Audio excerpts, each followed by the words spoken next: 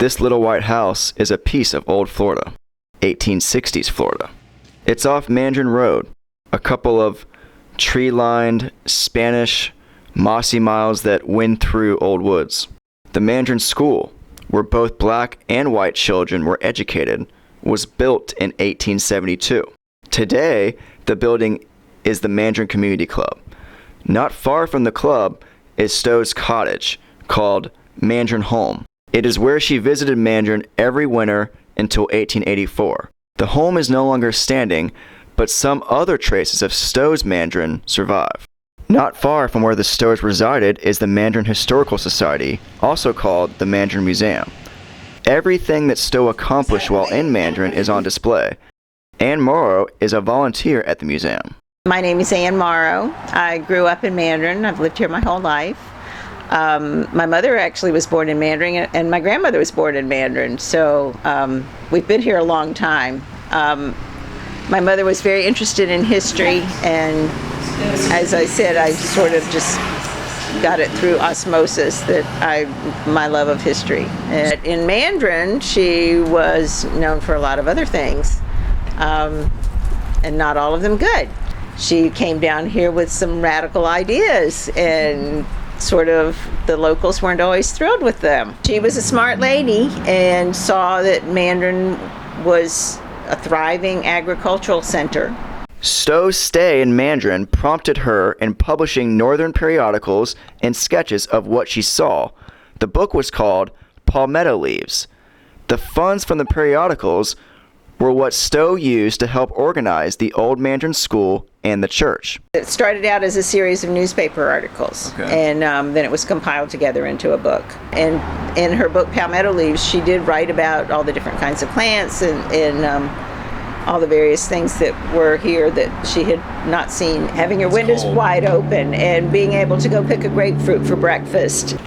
That was how I think the tourist industry got started here. She certainly did raise some money for it. This was very shortly after the Civil War. It was to be a freedmen's bureau for the freed slaves. And that building actually was built in 1872. Here she is still doing what she was doing in the North, still working for the slaves.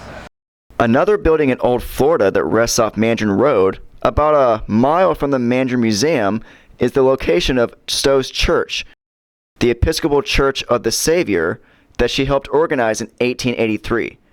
The original church got hit by Hurricane Dora in 1964. Morrow, having grown up in Mandarin, knew firsthand the damage done to the church. It was a cute little river church. But unfortunately, Hurricane Dora came through here in 1964 and smashed the church. There was a memorial window to the Stowes that was destroyed.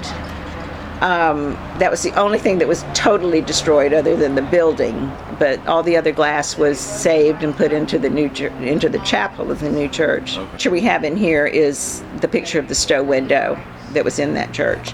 It was done by the Tiffany Company. It was world famous. People came from all over to see it. And it was beautiful. Stowe didn't stop with the school and church.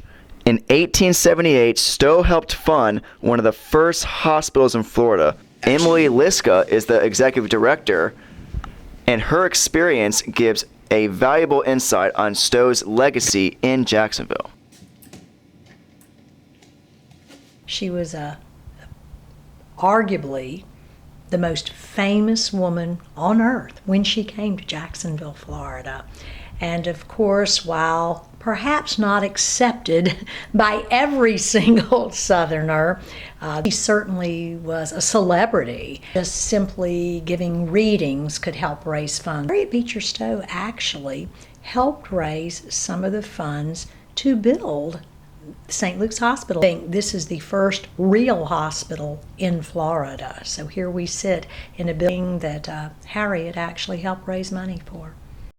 And Emily spoke more about Stowe's real reasons for wanting to come to Mandarin and write about Mandarin. Beecher Stowe was actually prolific in her writing. She needed to write to support her family. And Harriet Beecher Stowe never did anything for just one reason. It was her way of getting away from the hectic winter life and the hectic life she had in the North. She would have the opportunity to write about her day-to-day life in Mandarin. Once again, because she was so famous, she could have written on almost anything and it would have been published. That was Harriet, always having a variety of reasons for all that she did. William Dedrick, Inside Jacksonville.